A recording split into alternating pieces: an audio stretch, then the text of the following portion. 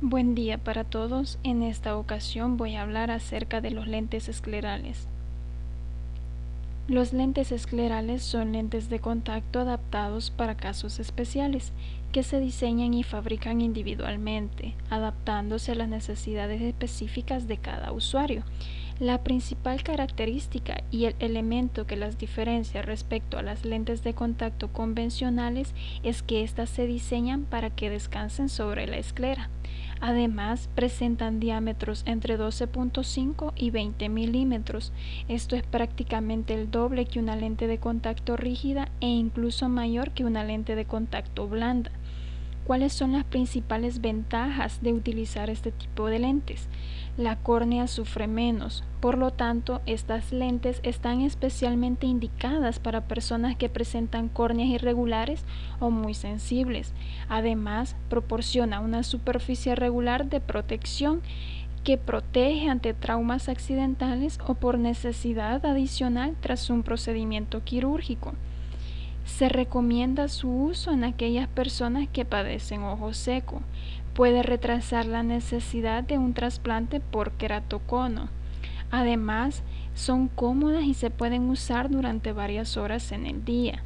Proporcionan lo que es una mejor visión que las lentes de contacto convencionales, incluso en casos especialmente problemáticos cuando es difícil corregir astigmatismos elevados.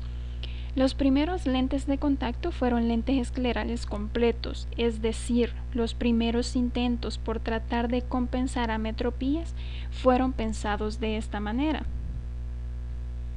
Estos lentes, al no tocar la córnea, tienen la gran ventaja de no lastimar zonas estresadas y afectadas por condiciones como las ectasias corneales. Existen diferentes modelos, pero todos tienen en común ciertas reglas muy importantes durante el proceso de adaptación. Estas reglas son las siguientes. En primer lugar, el lente nunca puede tocar lo que es la superficie corneal. Luego, el lente no puede tocar el área del limbo. En tercer lugar, el lente debe descansar de manera tangencial en la conjuntiva vulvar. Y por último, el borde del lente no debe hacer presión directa en la conjuntiva vulvar. ¿Cómo se adaptan los lentes esclerales?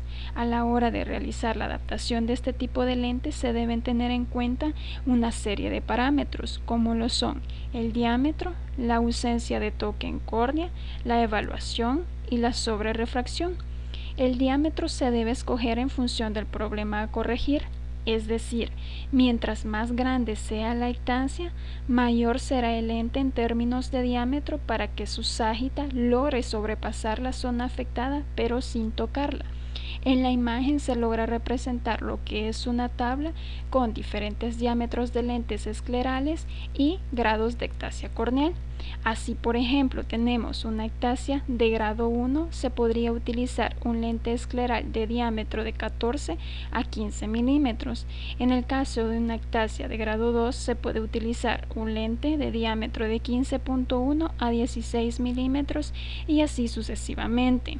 En cuanto a la ausencia de toque en córnea, debemos asegurarnos de que no exista toque en córnea, es decir, que el lente pase por encima pero sin tocarla. En cuanto a la evaluación, debemos asegurarnos de que el lente se comporte adecuadamente, semisellado y sin presión excesiva tanto en la conjuntiva y sin toque en la córnea o en el limbo. La sobrerefracción, aquí debemos ver cuál es el valor que debemos añadir al lente de prueba para lograr la mejor agudeza visual posible en el paciente. En cuanto a las indicaciones para la adaptación de lentes esclerales, la adaptación de lentes esclerales ha evolucionado en los últimos años, emergiendo de un lente para córneas irregulares severas a un espectro mucho más amplio de indicaciones, que son el mejoramiento de la visión, la protección de la córnea y también lo que es la estética y los deportes. En cuanto a lo que es el mejoramiento de la visión, la corrección de la córnea irregular para restaurar la visión es la principal indicación para la adaptación de lentes esclerales. El segmento más grande de esta categoría es la ectasia corneal, que puede subdividirse en dos grupos. Así tenemos las primarias y las secundarias. Dentro de las primarias se encuentra lo que es el queratocono, el queratoglobo y la degeneración marginal pelúcida. Y dentro de las secundarias está postcirugía refractiva y los traumatismos. Luego tenemos lo que es la protección de la córnea. Particularmente existe un grupo grande de pacientes con queratitis de exposición o con enfermedad de superficie ocular que pueden beneficiarse de los lentes esclerales debido a la retención de un reservorio de fluidos por detrás del lente escleral. El síndrome de Sjögren's es una indicación común para lentes esclerales. Además, proporciona lo que es protección en pacientes que presentan coloboma de párpado, exoftalmo, ectropión, parálisis nerviosa y postcirugía tras retracción palpebral. Más recientemente, los lentes esclerales también se han aplicado para administrar medicamentos a la superficie anterior por diferentes razones. Luego tenemos lo que es la estética y deportes. Los lentes esclerales pintados a mano se han usado para fines estéticos en una gran variedad de casos comúnmente relacionados con la atrofia bulbi. Los lentes pintados también han sido usados para reducir los destellos en la aniridia y el albinismo. Además de ello, estos lentes pueden resultar de utilidad para quienes practican deportes acuáticos, tales como es el waterpolo, el canotaje, buceo, el esquí acuático y así como para otras actividades vigorosas de deporte o para quienes se exponen a entornos polvorientos. El diseño de los lentes esclerales. La geometría de estos lentes puede desglosarse en tres zonas principales, que es la zona óptica, la zona de transición y la zona de apoyo. En la imagen se logra representar cada una de estas zonas. Primero tenemos lo que es la zona óptica, que ésta actúa como un sistema óptico, logrando el efecto óptico deseado. Lo ideal sería que la forma de la superficie posterior de la zona óptica fuera aproximadamente de la misma forma que la córnea. Con el fin de acompañar la forma corneal, la zona óptica posterior puede seleccionarse con radios de curvatura planos o cerrados. Luego tenemos lo que es la zona de transición. Esta conecta el punto A, que es el lugar de finalización de la zona óptica, y el punto B, que es el inicio de la zona de apoyo, hacia afuera. Esta zona establece la altura sagital del lente. Luego tenemos lo que es la zona de apoyo, que aquí es donde el lente concretamente se adapta y hace contacto con el globo ocular. En general, la zona de apoyo se define como una curva aplanada o una serie de curvas, habitualmente en el rango de 13.5 a 14.5 milímetros de radio, con lo que la mayoría de los ojos normalmente pueden adaptarse. Luego tenemos lo que es los materiales para lentes. El material para lentes esclerales ha evolucionado desde el polimetilmetacrilato con un dK de 0 a los actuales materiales para lentes de alto dK para el uso de los lentes gas permeables corneales. Los lentes esclerales son considerablemente más gruesos que los lentes gas permeables normales. Pueden tener de 0.4 a 0.6 milímetros de espesor. La permeabilidad al oxígeno del lente permite que este gas traspase el lente. Luego tenemos lo que son los lentes fenestrados. En la era de los lentes esclerales de polimetilmetacrilato se usaban comúnmente fenestraciones o canales para proporcionar circulación de lágrimas recientemente oxigenadas. Pero los lentes esclerales modernos son todos permeables al gas y el pasaje de oxígeno no constituye la consideración más importante para las fenestraciones. En las imágenes se logran representar unos lentes fenestrados. En la primera se representa lo que es un lente fenestrado con curvatura normal o un lente ideal. Luego, la siguiente imagen logra representar lo que es un lente fenestrado con una curvatura más plana o más abierta, y en la tercera imagen lo que es un lente fenestrado con una curvatura más cerrada. El criterio de adaptación en 5 pasos. Los lentes esclerales se adaptan fundamentalmente en función de la profundidad sagital. Las lecturas keratométricas son de uso relativamente limitado. La altura sagital depende de una cantidad de variables que incluyen el diámetro del lente, el radio de curvatura, la esfericidad de la córnea y la forma de la esclera anterior. Así tenemos que el paso 1 es el diámetro, cómo escoger el diámetro general del lente escleral y cómo evaluar el diámetro de la zona de separación y zona óptica. El diámetro total del lente constituye la primera y más fundamental consideración que los contactólogos tienen que tomar en cuenta para el proceso de adaptación. En general, cuanta más separación se requiera, mayor será el diámetro que se escoja para el lente. Luego tenemos el paso 2, que es la separación. Es muy importante tener en cuenta lo que es cómo definir la separación corneal y cómo definir la separación limbal. El paso siguiente es definir la separación que debe existir entre el lente escleral y la córnea.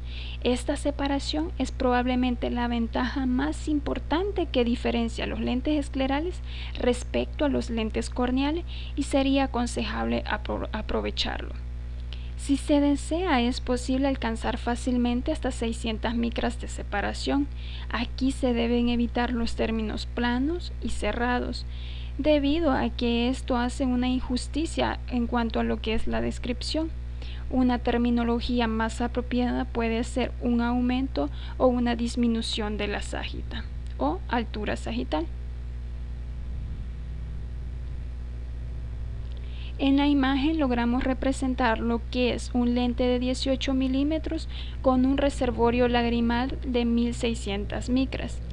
En cuanto a la evaluación de la separación corneal central, se recomienda siempre comenzar con un lente de menor altura sagital para una córnea en particular y luego, gradualmente, probar lentes para diagnóstico con más altura sagital que el lente ya no muestre toque apical en la córnea.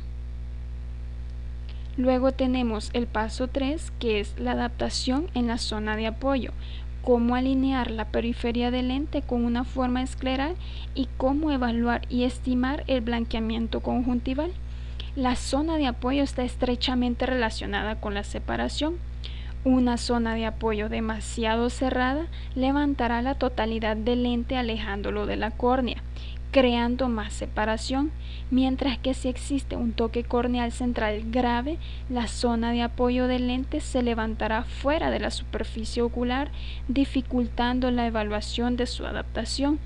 En la imagen se logran representar dos casos. En la primera se logra visualizar cómo se da la formación de burbujas entre la superficie corneal y la superficie del lente escleral. Luego, en la siguiente imagen se logra ver cómo una lente escleral demasiado cerrada logra crear el fenómeno del blanking entre la esclera y el lente.